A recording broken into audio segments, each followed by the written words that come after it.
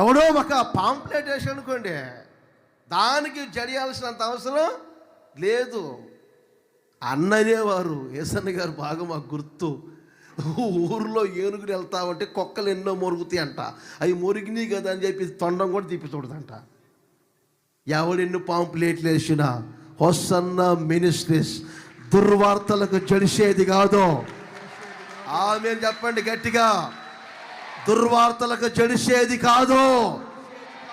జనుల హృదయాలను కర్రగ చేయాలని, నాయకుల హృదయాలను కర్రగ చేయాలని, సేవకుల హృదయాలను కర్రగ చేయాలని, ఏ కోణంలో ఏం చేస్తే ఏమంటే గుడారుల పండక్కో ఏమంటే బలహీనైపోతారో, హృదయాలు కరిగిపోతాయో, జడిసిపోతారో అని చెబితే ఇది జడిసే సంస్థ కాదు, ఇది జడిసే సేవకులు కాదు.